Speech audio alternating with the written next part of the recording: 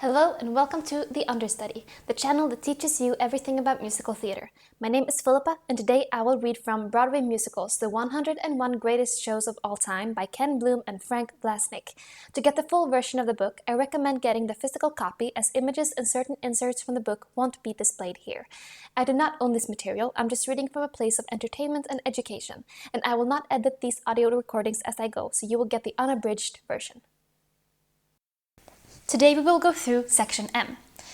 MAME opened May 24th, 1966 at the Winter Garden Theatre with 1,508 performances.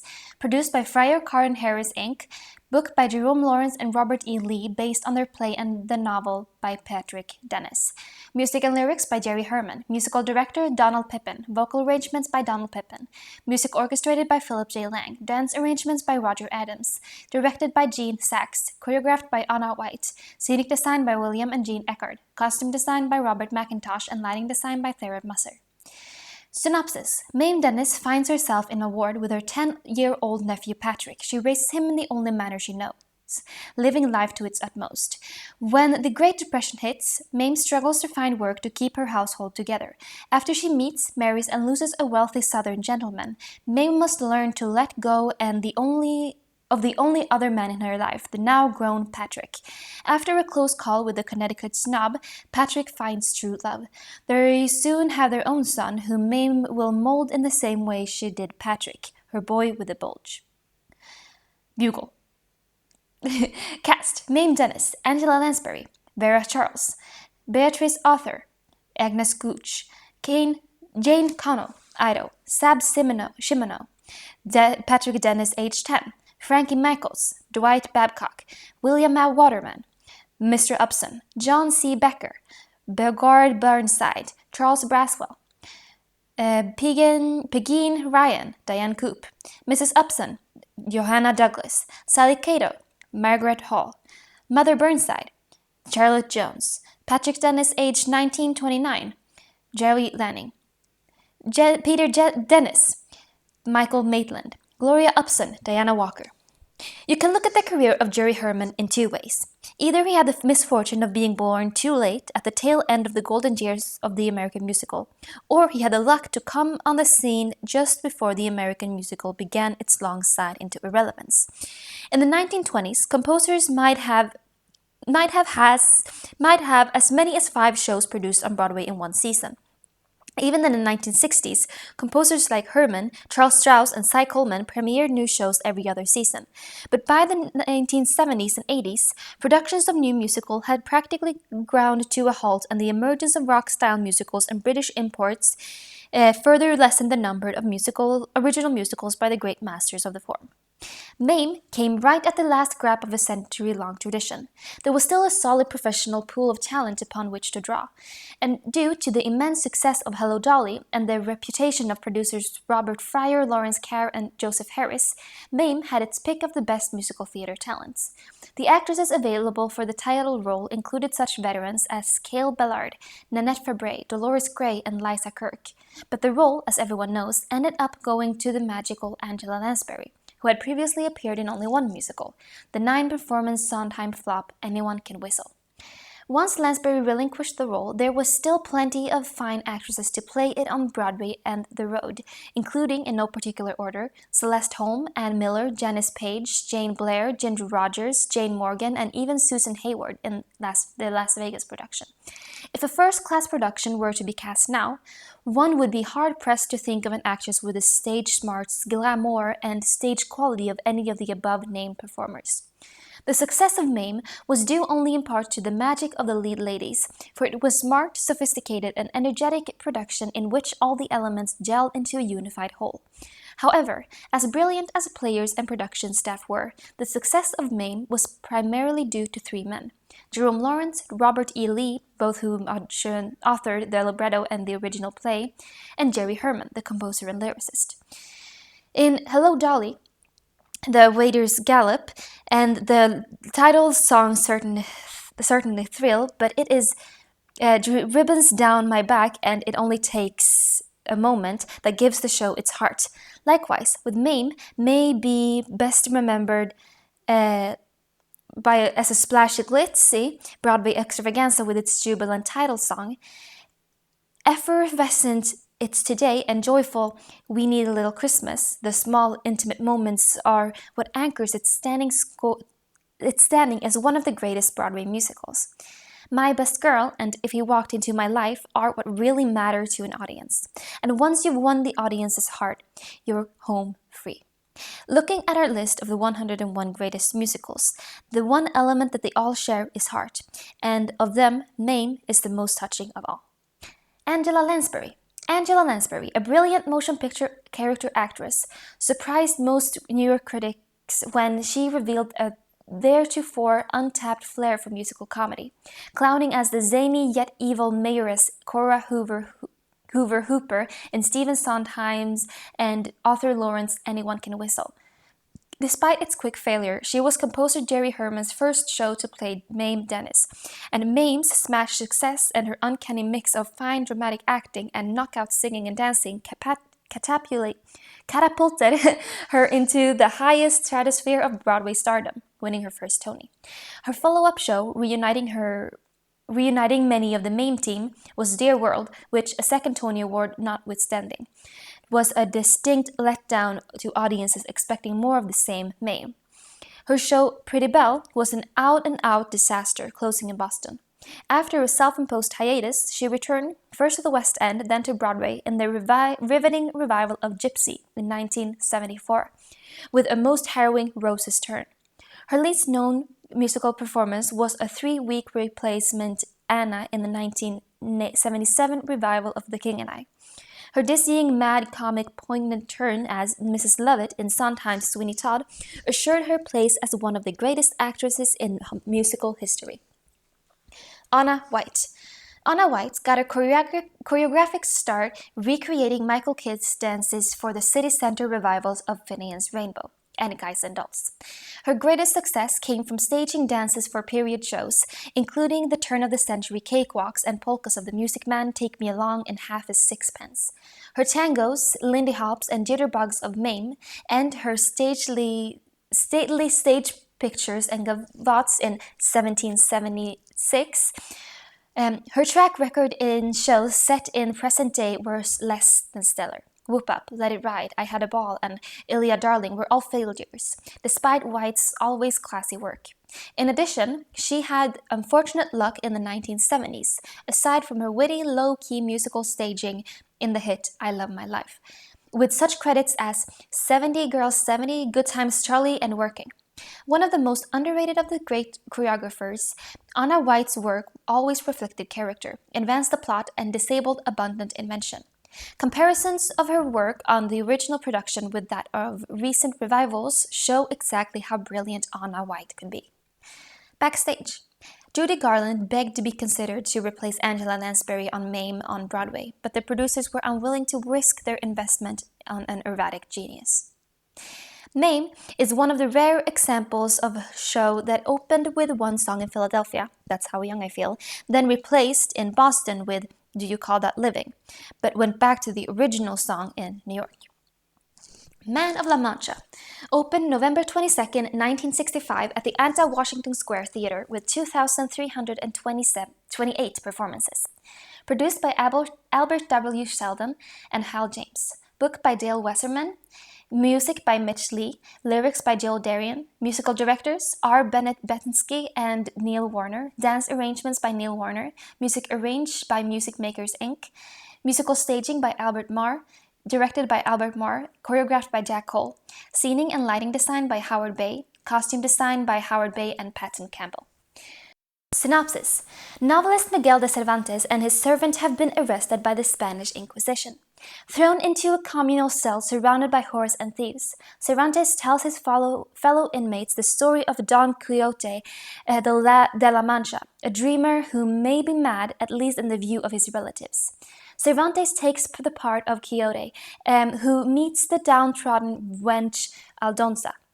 She was born in a ditch, but the idealist Quixote sees her as a beautiful lady, his Dulcinea. Along his journey, the knight faces many obstacles, not the least of which is the enchanter. When his foe holds up a mirror to Quixote, forcing him to see the reality of his life, it sends the woeful knight into a breakdown and is to his eventual death. As Cervantes completes the story, he is called to appear before the inquisitors, climbing the long staircase out of the cell. He remains optimistic, just like the creation of Don Quixote, always dreaming the impossible dream. Cast: Don Quixote, Cervantes, Richard Kiley; Sancho Panza, Irving Jacobson; Aldonza, Joan Diener; the Innkeeper, Ray Middleton; Dr. Carrasco, John Cipher; the Padre, Robert Rousonville. Man of La Mancha sharply divided audiences and critics alike. For while some hearts soared upon hearing the impossible dream, others of a more cynical nature cringed. The romantics certainly won out, for the show became an international hit and has continued to uplift audiences for almost 50 years. A lot of the credit, of course, goes to Richard Riley's magnificent performance and Howard Bay's impressive unit set, with the central staircase worthy of Hello Dolly or Follies. And of course, there's that anthem. For better or worse, The Impossible Dream spawned a slew of sappy imitations whose orchestrations went up, up, up the scale, indicating lofty goals. We might not have had an I Dreamed a Dream, that dream thing, or Music of the Night, or Wheels of a Dream, there's that dream thing again, if it weren't for Mitch Lee and Joe Darrison's original. Richard Rodgers and Oscar Hammerstein had been the kings of uplift with Carousel's You'll Never Walk Alone and The Sound of Music's Climb Every Mountain. But those lungbusters didn't spawn musical offspring in the same fashion, perhaps because of their religious undertones. The long-lasting appeal of Man of La Mancha is even more surprising given that Mitch Lee, whose best-known composing credit up to that point had been Nobody Likes Sarah Lee, director Albert Mayer, and his wife, the original Aldonza Joan Diener, both Kismet fame, would never enjoy another success. Lee and Marr were responsible for the only Zen Buddhist Hebrew musical comedy, as it was billed, Chu Chem. Their next musical, Cry for Us All, had an anthem of a title song and an often terrific score, but Lee, Marr, and Diener couldn't make it work. And the threesome's Home Sweet Homer, a musical retelling of Homer's Odyssey, was an embarrassment that drove Yul Brynner back to revivals of The King and I for the rest of his career. Two other Lee Marr musicals, Halloween and April Song, never got past the number stock circuit. After all, 1 out of 6 ain't a bad track record when one is the Man of La Mancha. Oddly, La Mancha's librettist and lyricist didn't fare any better. Book writer Dale Wasserman was best known for his play One Flew Over the Cuckoo's Nest, a failure on Broadway, but a hit off-Broadway that came into its own as a movie. Lyricist Joe Darrison had done work in Shinbone Alley, a musical based on Don Marquis, Archie, and Mehetabel. Darien co-wrote the libretto with some young upstart named Mel Brooks, but the show wasn't a popular hit, though it does have a marvelous score by Darrison and George Kleisinger. Darien went on to musicalize the film Never on Sunday, retitled Elia Darling. Again, good work, but no cigar. Ultimately, no one remembers their flops, and wasn't it nice for us to remember you? And they just remember their one gigantic mega hit. That's the way it should be, of course, and somewhere in the world, as you read this right now, some 17-year-old kid with shoe white in his hair, a middle-aged star of Belgian television, and an elderly former matinee idol, now working South Florida's Congo circuit, are all walking up that central staircase into the light, trying to reach the unreachable star. Jack Cole, simultaneously reviled and worshipped by his dancers. Choreographer Jack Cole was a notorious taskmaster. He began in the world of modern dance, performing with the Dennis Shawn Company before graduating to the nightclub scene, where he began to develop his unique choreographic style. His most traditional Broadway show was his first, the Ethel Merman vehicle Something for the Boys, bringing African, Indian, and Latin styles into his work. He was the most successful in musicals with an emphasis of ethnic dance. from the South American rhythms of Magdalena and the Calypso celebration in Alive and Kicking to the Middle East ceremonies of Kismet, the native island dances of Jamaica, and the exotic courtesans in A Funny Thing Happened on the Way to the Forum. Zenda and Matahari closed prior to New York. He tried to move into director with Keane and Donnybrook, an early mentor and mentor of Gwen Verdon. Cole was responsible for originating what we now call Broadway jazz dance, greatly influencing the work of later choreographers Bob Fosse, Peter Gennaro, and Michael Bennett. His most recognizable work is Diamonds Are a Girl's Best Friend number from Marilyn Monroe in the film Gentlemen Prefer Blonde. Ironically, Cole's contribution to La Mancha, his best-known stage work, was minimal, just the Aldonza rape ballet. The rest of the choreography was by Eddie Roll. Richard Kiley. Actor Richard Kiley, who, in addition to a long career in dramatic roles, used his rich baritone voice to a great advantage in Broadway musicals. He made his musical debut as the juvenile lead in Kismet, singing Stranger in Paradise and This Is My Beloved.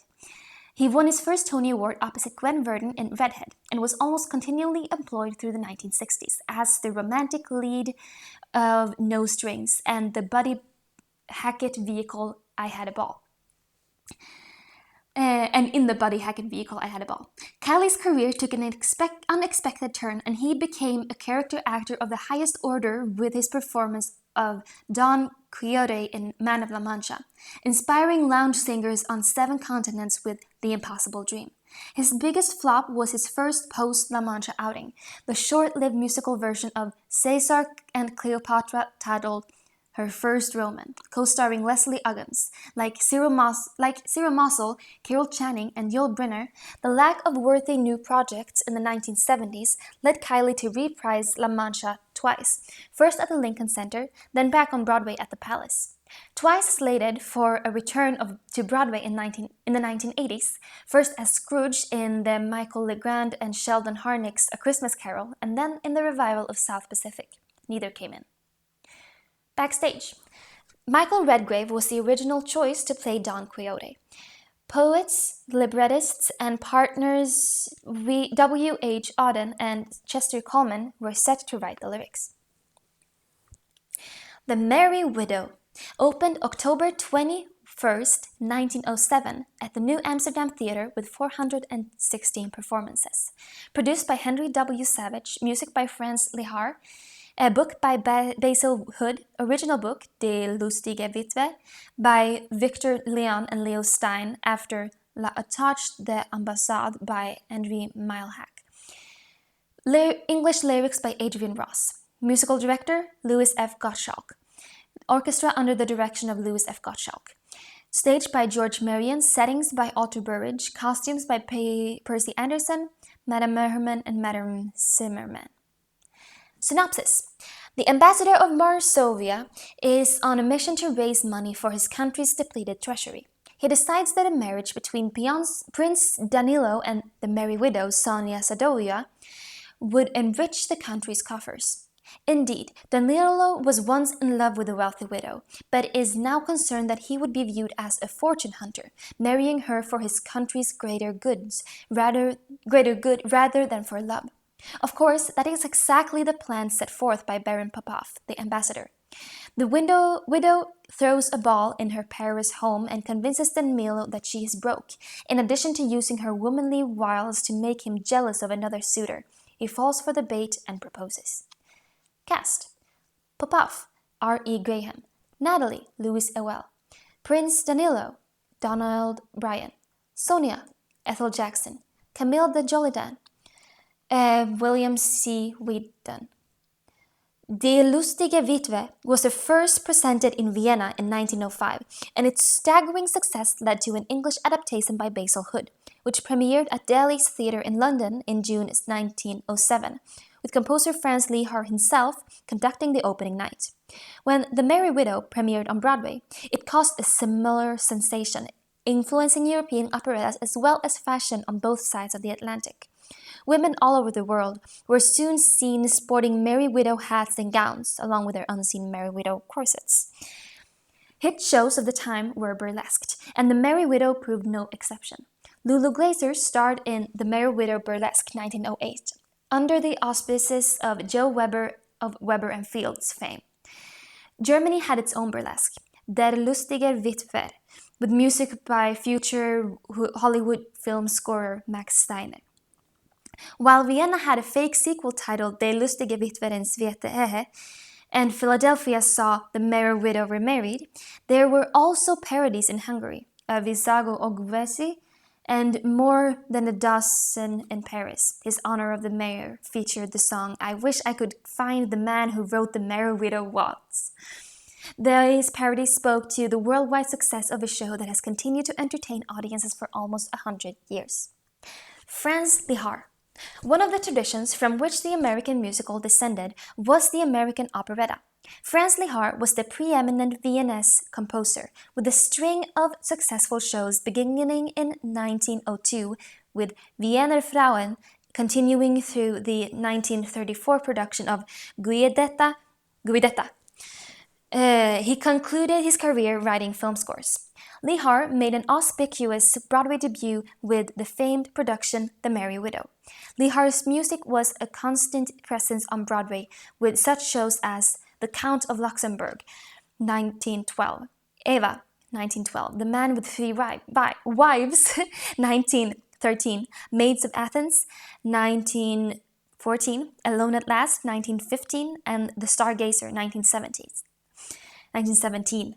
After operetta went out of vogue following World War I, Broadway continued to amuse itself with revivals of The Merry Widow, 4 in all, and one of The Count of Luxembourg, 1930. Lehár's Broadway career concluded with Frederica, 1937, and Yours Is My Heart, 1946, 2 failures. Naturally, Lehár's work continued in opera houses throughout the country and through 3 film versions of The Merry Widow. Backstage. The score for the 100-year-old Merry Widow has been recorded in English, Russian, Italian, Swedish, Hungarian, Spanish, Romanian, and French. Star Turns Part 2. Tammy Grimes. With an immediately identifiable voice halfway between the purr of minks and gurgle of a drain, Tammy Grimes suffered from arrested career development. Tapped in 1955 to play the lead in The Amazing Adele, which featured a book by Anita Loos, the show proved not so amazing and folded in Boston. Grimes would have to wait another 5 years to become a Broadway musical star, playing the title role in Meredith Willson's The Unsinkable Molly Brown. Because of the Broadway strange rules that determine an actor's eligibility based on her billing, Grimes won a Tony Award for Best Featured Actress, though she clearly was the lead of the show. Following that with High Spirits, a musicalization of Noel Coward's Blithe Spirit, Grimes' touched, otherworldly delivery was perfect for the ghosty Elvira. Rumored to be waiting in the wings twice to replace Mary Tyler Moore in Breakfast at Tiffany's and an ailing Glynis Johns in A Little Night Music, she spent much time in Straight Place, winning another Tony for her revival of Private Lives with Brian Bedford. She returned to the musical stage in 42nd Street, playing the temperamental Dorothy Brooke, still perfectly wonderful and quite odd. Her last singing appearances have been off-Broadway in the reworking of the 1978 flop Platinum, retitled Sunset, and the chamber piece Mademoiselle Colombe. William Gaxton and Victor Moore. Singer and actor William Gaxton possessed an odd combination of conflicting talents. A leading man without matinee idol looks. His comic gift set him apart, and he was fortunate to work with the giants of musical theater, introducing standards by Berlin, Porter, Gershwin, and Rodgers and Hart. He had a star-making lead in A Connecticut Yankee, and more success in Cole Porter's 50 Million Frenchmen. As President John P. Wintergreen in the Gershwin of The I Sing, his career changed forever when Gaxton found an unlikely foil in the character actor Victor Moore. Moore, who had achieved Broadway stardom back in 1906 in George M. Cohan's 45 Minutes from Broadway, had been a musical comedy stalwart for 25 years, as a stammering clown in such hits as OK, Funny Face, and Hold Everything. They were wildly different in age and type, but something about the oil and water of Gaxton's slickness and Moore's buffoonery clicked in a magical way.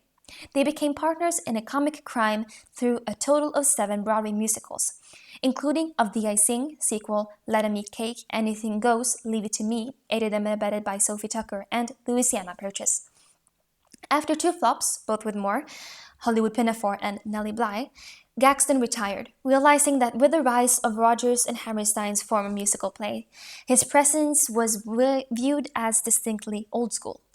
Moore made only one more appearance, ironically in a Rodgers and Hammerstein show, as the star keeper in the Howard Keel Barbara Cook carousel at City Center, 51 years after becoming a star. Donna Murphy. One of the few true leading ladies of the contemporary musical theater, Donna Murphy has shown an astounding versatility.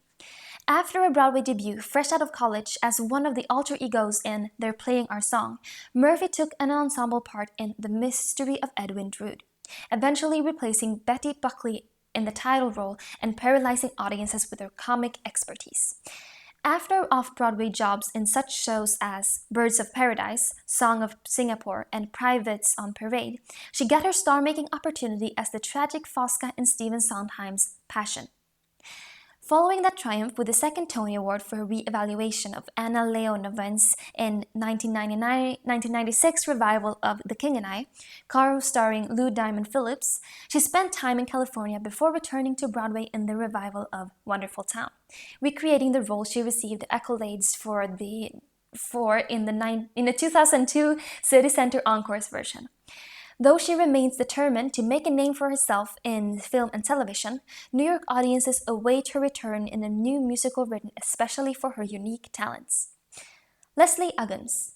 After a childhood spent singing on television with Mitch Miller, the powerhouse singer Leslie Uggams took the lead in Stein Comden and Green Lawrence's multi-generational tale Hallelujah Baby. Though the role was originally written for Lena Horne, Uggams made it her own, winning a Tony Award and electrifying audiences with her vibrant combination of rangy vocals, poignant vulnerability, and comic flair. Her next role was a mistake, as Cleopatra opposite Richard Kiley's Caesar in The Stinker, Her First Woman, which opened the same season as the Angela Lansbury's flop Dear World, and proved to all 3 stars just how fleeting the highs of Broadway's smash can be. Like so many of her theater contemporaries, including Bernadette Peters and Sandy Duncan, she decamped to Hollywood for much of the 1970s, starring in her own variety show and winning raves for the landmark miniseries Roots. Returning to New York in 1986 in Jerry's Girls with Chita Rivera and Dorothy Loudon, she had toured with Carol Channing and Andrea McArdle in an earlier version. She replaced Patti LuPone in the revival of Anything Goes, belting the bejesus out of Blow Gabriel Blow. After numerous stock performances playing The Witch in Into the Woods, Sally Adams in Call Me Madam, and Sally Bowles in Cabaret, she spent 2003-2004 as Muzzy Van Hosmer in Thoroughly Modern Millie, utterly ageless. Larry Blyden. The character actor and singer Larry Blyden first hit Broadway was joining the cast of Wish You Were Here. His original cast debut came when he replaced Larry Storch during the out-of-town triad of Flower Drum Song, playing the slick Sammy Fong. Blyden was married to the show's choreographer, the brilliant dancer-comedian Carol Haney, and they had a highly tempestuous relationship, divorcing before her death in 1964. He made further appearance in Foxy, sharing the stage with the over-the-top antics of Bert Lahr and The Apple Tree, playing various incarnations of the devil opposite rising stars Barbara Harris and Alan Alda. Bouncing between television, film, On a Clear Day You Can See Forever, and straight plays, Blyden returned to musicals as Hysterium in Phil Silver's revival of A Funny Thing, producing the Broadway transfer after a successful run in Los Angeles, belting a memorable Buddy's Blues at the Sondheim Scrabble benefit in 1973. He was the host of television shows What's My Line, when he was killed in an automobile accident while vacationing in Morocco in 1975. The Most Happy Fella.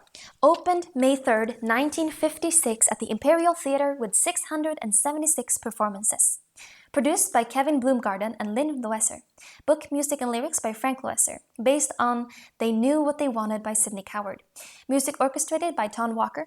Orchestra and choral direction by Herbert Green. Staged by Joseph Anthony. Choreographed by Dana Krupska. Scenic design and lighting design by Joe Milesner. Costume design by Motley. Assistant designer to Mr. Milesner, John Harvey. Second assistant designer to Mr. Milesner, Ming-Cho Lee. Synopsis. Tony, an elder grape grower in Napa Valley, proposes in a letter to a waitress, Amy, whom he saw once in a greasy spoon in San Francisco. In his embarrassment over his age and looks, he sends a photo of his handsome foreman, Joe. Tony goes speeding off to pick up Rosabella, his name for Amy, and crashes his truck. Rosabella arrives at Tony's farm and is shocked by his appearance, but in her despair, she falls into the arms of Joe. She nurses Tony back to health and learns to love him. She is pregnant by Joe, but Tony agrees to call the baby his own. Cast: Rosabella, Joe Sullivan. Tony, Robert Reed. Cleo, Susan Johnson. Herman, Shorty Long. Marie, Mona Polly. Tessie, Sina Bethune. Cashier and the Postman, Lee Cass. Pascal, Rico Froelich. Clem, Alan Gilbert. The Doctor, Keith Collerberg. Joe, Art Lund. In writing Porgy and Bess, George Gershwin had one foot in the classical world and one squarely in Tin Pan Alley. Frank Loesser, the most courageous of composers, put both feet squarely in Times Square for his operatic excursion, The Most Happy Fella. Yes, he included soliloquies, trios, and quarters in all operettas, but the speech and rhythms were definitely of the common man. And not only did he create an immense score, he also undertook the libretto, based on Sidney Howard's They Knew What They Wanted. Loesser had the smarts to blow the 1920s cobwebs off of the original play and give it a lighter, more lyrical flavor, downplaying the tragic in favor of the heart. The story is still full of anguish, and where Howard viewed his character as a little desperate and pathetic, Loesser brought out their humanity and inspired us to forgive their failings. As Loesser tells it, any one of us might be in the same position one day. In fact, most of us have been. This is among the richest, luscious scores in Broadway history. The show was gently criticized as too rich and too inventive, but Loesser's music mimics the grapes hanging heavily on the vines, ready to be picked and savored and squeezed. These grapes are the lifeblood of the Napa community in Most Happy Fella, and most of its characters are in need of a bit of squeezing themselves. They are all just on this side of being overripe. Still, it's invigorating to experience a score and performances just this close to bursting. Too many musicals today put stock in the sere, minimalist lives of the cynical, sucking the air out of the theater with their all-wise, all-knowing nihilism. This is the lesson many composers and librettists feel they have learned from Sondheim. But they don't see the heart behind the farce of A Little Night Music, the wry self-deprecation of Send in the Clowns. Where they see fools with the critical jaundiced eye, Sondheim and Loesser see people as people, albeit theatrically. Sondheim makes us care about these characters by allowing them rare insights that comes with self-examination. Likewise, Loesser makes us care about the characters in The Most Happy Fella, their sadness, their mistakes, and even their deceptions. It is a show that provides an all too rare opportunity to revel in real feelings. Loesser gives us the permission we need to relax, let the music envelop us and bring us into the spirit of joy and heartbreak. The Most Happy Fella is truly a great opera for Americans, brought to life through the language of musical theater. Susan Johnson, whose creamy alto voice was described as melting honey by numerous critics, had her biggest hit as the chiropodist dream Cleo in The Most Happy Fella. Always an utterly reliable standout, no matter what the quality of her vehicle, she made her career as the soubrette in such middling shows as Oh Captain, Whoop Up, and Donnybrook, and often riding motorcycles and always working in a restaurant, saloon, or nightclub. After an offstage motorcycle accident in the early 1960s, she developed health problems that took her away from the Broadway stage. She was not yet 40 and sorely missed. She resurfaced again in the 1980s for an occasional benefit, movie role, or California Civic Light Opera production. The luscious tones and moxie still intact. With her arms akimbo, she could belt with the best of them or cradle a song with warmth and sensitivity. Robert Reed. Robert Reed, the Metropolitan Opera star who lent his rich baritone to 3 Broadway shows, initially made his name performing the works of Puccini and Verdi, singing Tosca, the Maria Callas, and Ada in the opera house around the world. He seemed, then, a perfect choice for the ranch owner Tony in The Most Happy Fella, the closest thing to Italian opera in the world of Broadway musical. After The Most Happy Fella, he returned to the legit world, appearing on Broadway with fellow Met star Mimi Benzel as an Israeli emigre, wrapping his golden voice around Jerry Erman's There's No Reason in the World and Let's Not Waste a Moment in Milk and Honey. His final musical was 1970's unfortunate Cry for Us All, singing the songs The Major Chair and Aggie Oh Aggie, while losing much of his stage time to the ever-expanding role of Broadway version of Maria Callas, the lusty-busty diva Joan Diener. Backstage, composer Frank Loesser embarked upon The Most Happy Fella with one wife, Lynn Loesser, and landed with another, Joe Sullivan. The former, who had stuck by Frank from his earliest struggles to establish himself, was sometimes dubbed the evil of 2 Loessers. The Music Man opened December 19, 1957 at the Majestic Theatre with 1,375 performances. Produced by Kermit Bloomgarden, book, lyrics, and music by Meredith Wilson, story by Meredith Wilson and Frank Lacey, music orchestrated by Don Walker, additional orchestrations by Sidney Fine, Irvin Coastal, Seymour Ginsler, and Walter Iger. Dance arrangements by Lawrence Rodenthal. Musical director, Herbert Green. Vocal arrangements by Herbert Green. Staged by Morton DaCosta. Choreographed by Anna White. Scenic design by Howard Bay, and lighting design by Howard Bay, and costume design by Roll Pen Dubois. Synopsis.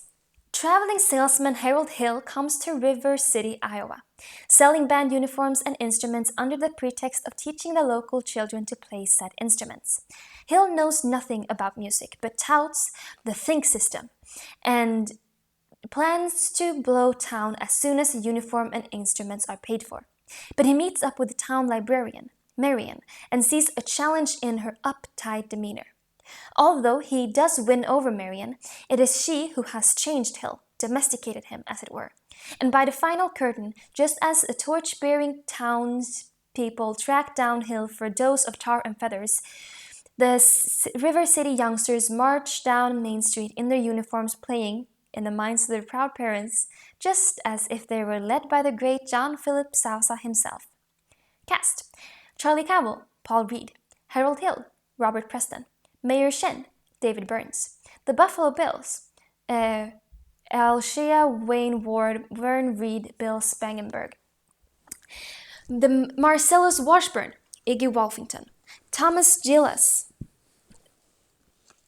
Danny Carroll; Marian Peru, Barbara Cook; Mrs. Peru, Robert Pert Kelton; Amaryllis, Marilyn Siegel; Winthrop Peru, Eddie Hodges; Eulalie McKechnie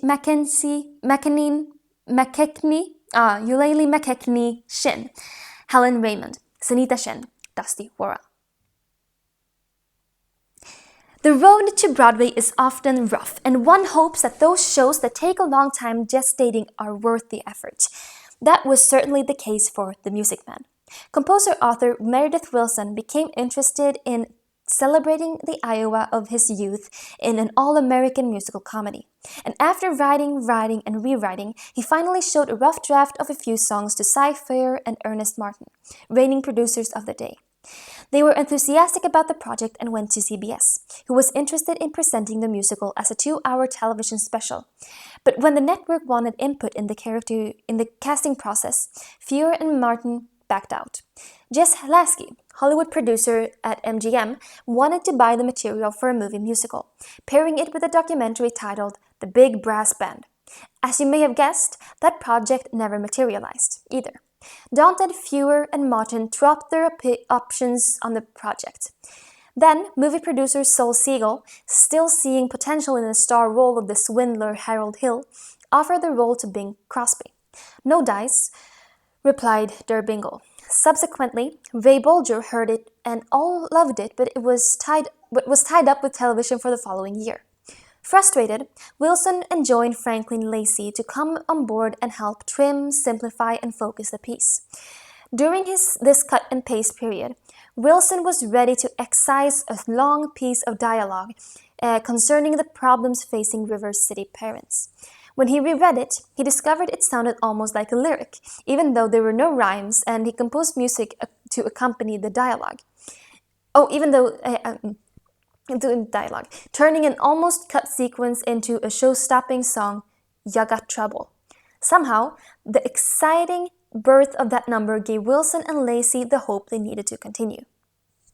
After the 30-second draft was completed, Ernie Martin showed up with an offer, not to produce The Music Man, but for Wilson to musicalize a book titled Indian Joe. Disappointed, Wilson turned him down. The show eventually opened and quickly closed as the guilty pleasure Whoop Up, with a score by Moore, Charlap, and Norman Gimbel. Wilson finally contacted Kermit Bloomgarden, producer of his mentor Frank Loesser's The Most Happy Fella. Once Bloomgarden came aboard, the momentum quickly picked up, and in a remarkably short time, the show was cast and opened, a smash hit. Of course, between Wilson's first jotting and the out-of-town opening, and 22 were cut from one reason or another. Looking to stretch boundaries of musical theater, he also devised 53 different rhythmic numbers, written as experiments for the opening of the show.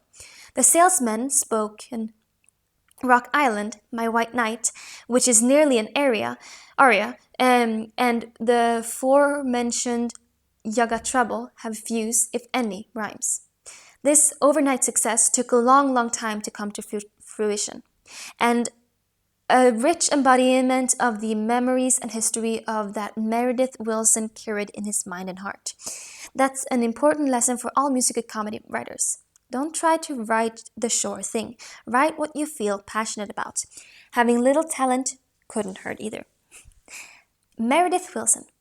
Meredith Wilson, a relative novice who hit the jackpot with his first venture, wrote book music and lyrics, a rather attempted feat for the surprise smash The Music Man, with a spoken opening Rock Island, the barbershop harmonies of Lita Rose, and the songs Good Night My Someone and 26 Trombones, which shared the same melody but with widely different tempi.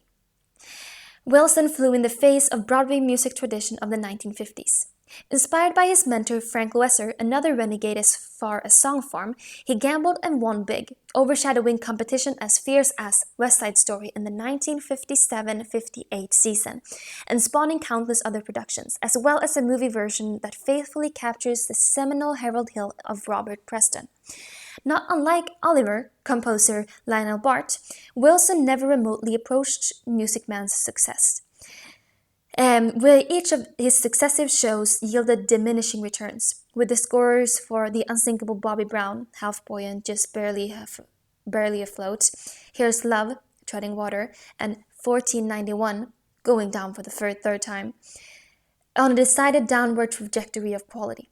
Still in all, through the pure melody of songs such as Till There Was You, I Ain't Down Yet, or I'll Never Say No, hands down the two best songs in Molly Brown, Wilson carved out a niche for himself as a Broadway success story.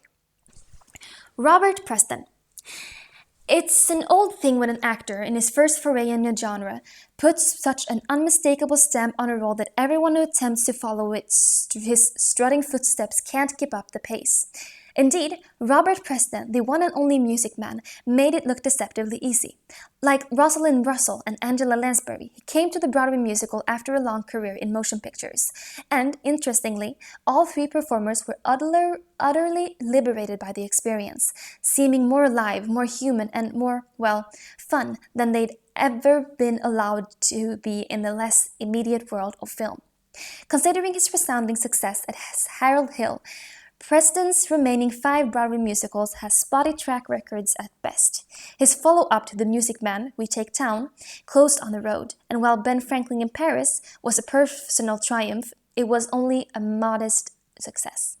His last true hit won him a second Tony Award, playing opposite Mary Martin in I Do, I Do. Despite many wonderful qualities, Mac and Mabel proved a deeply crushing failure, and Prince of Grand Street, Preston's last musical, closed in Boston. Sadly, he never got to recreate his wise and warm movie portrayal of the aging queen with a head of cold. Toddy in Victor Victoria, Broadway's incarnation. Never remotely a method actor who disappeared into his characters, his Ben Franklin basically behaved and sounded like his Max Sennett, his Harold Hill like his Pancho Villa. They were all first and foremost Robert Preston, and considering his limitless energy and invigorating appeal, that was just fine with audiences. Backstage. Danny Kaye, Gene Kelly, Jason Robart, Dan Daly, Milton Berle, Jackie Gleason, Ray Bolger, Art Carney, and Bert Parks were the first name bandied about to lead the company. The second go-around, once it was decided that an actor, not a song and dance man, would do the trick, included Lloyd Bridges, Phil Harris, Van Heflin, Lawrence Oliver, Alec Guinness, James Whitmore, James Cagney, Andy Griffith, and a movie actor by the name of Robert Preston. My Fair Lady opened March 15, 1956 at the Mark Helliger Theatre with 2,717 performances. Produced by Herman Levin. A book and lyrics by Alan J. Lerner, music by Frederick Loeb, adapted from Pygmalion by George Bernard Shaw. Music arranged by Robert Russell Bennett and Phil Lang. Dance arrangements by Trude Whitman. Musical director, the Franz Allers. Choral arrangements by Gino Smart. Assistant to Mr. Allers, Peter Howard. Staged by Moss Hart. Choreographed by Hanya Holm. Production design by Oliver Smith. Costume design by Cecil Beaton.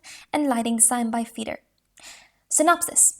Eliza Doolittle, a poor Cockney flower girl plying her wares in Covent Garden, London, is chosen by Professor Henry Higgins for an experiment in linguistics.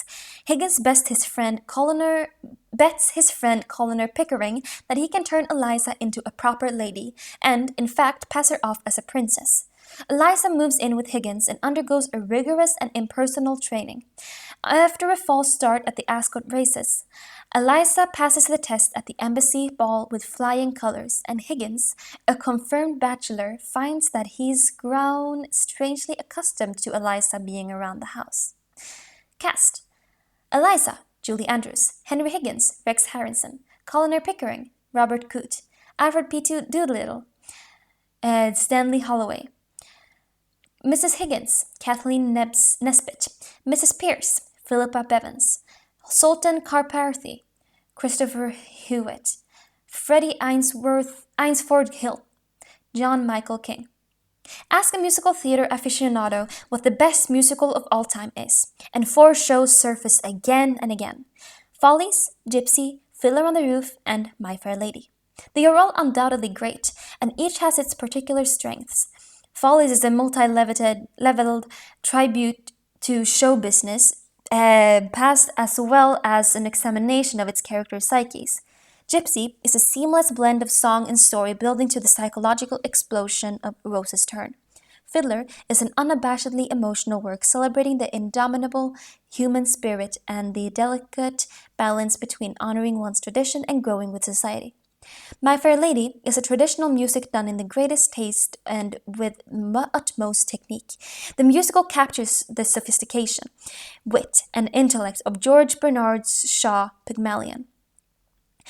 That an Austrian and an American could capture the brittle, wry English upper class as well as the lower class mores of the Cockney is extraordinary.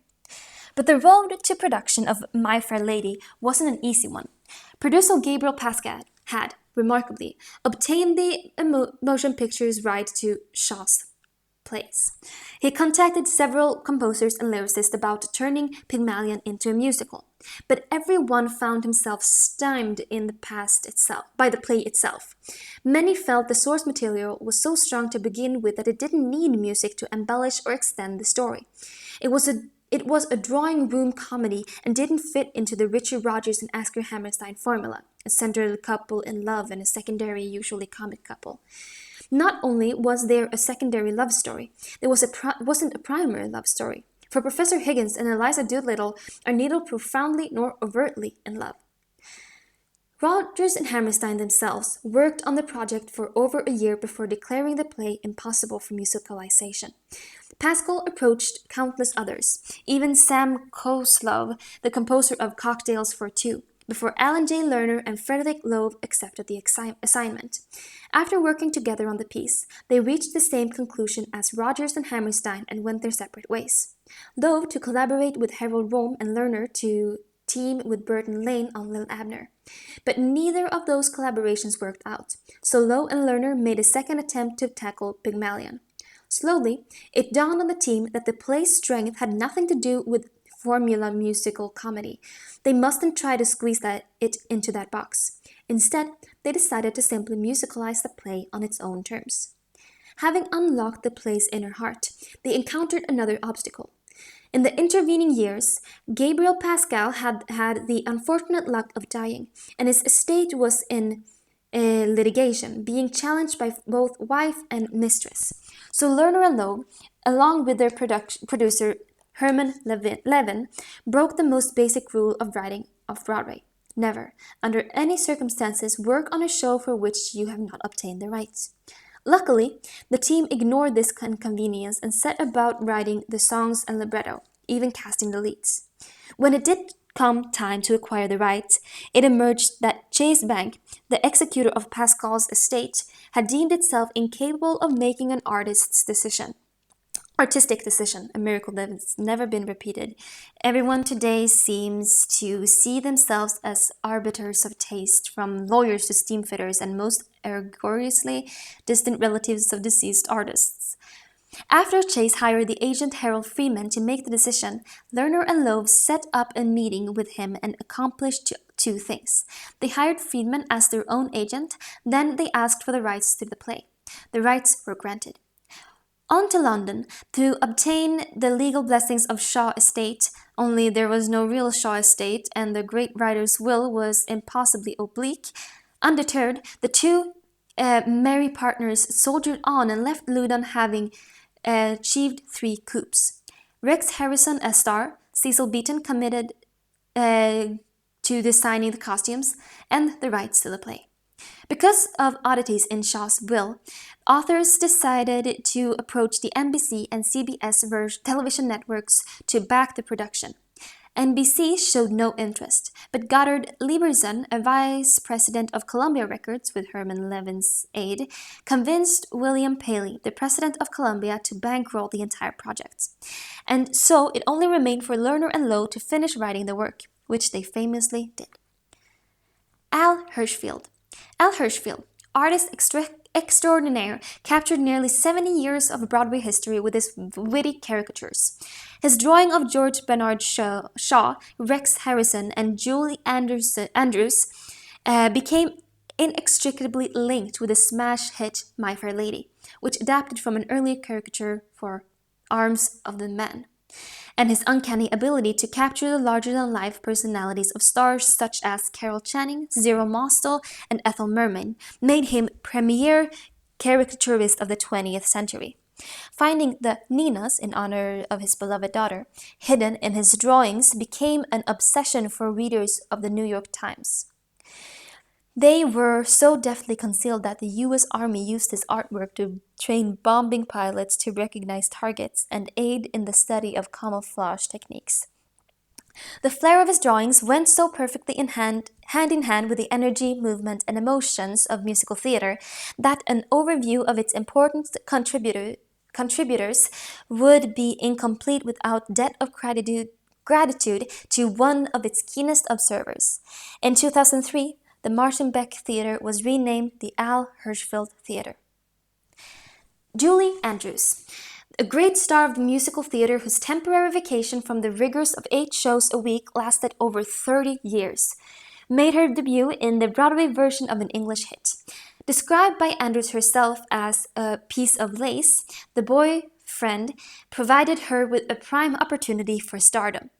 Absolutely nailing the innocence of perfect young lady Polly Brown, she never ever winked at the audience, realizing that the humor of her character lay in the unalloyed naivete, along with the audience's familiarity with the formulaic musicals of the 1920s. After her triumph in My Fair Lady, it now seems unfathomable that she came this close to being fired in rehearsal. She reteamed with Lerner Lowe and Moss Hart for Camelot. The show's delivery was decidedly not an easy one, but the lighter vocals demands of the role of Guinevere made it Andrews' favorite of her Broadway roles. Offered the role of Amalia Balache in the original She Loves Me, she instead segued into a film career, not returning to Broadway until 1995, when she appeared in the stage version of her wonderful film Victor Victoria. Her voice had lost some of its luster, but the dignity, presence, and no-nonsense style that had endeared her to a whole generation as Mary Poppins and Maria von Trapp were still there in abundance.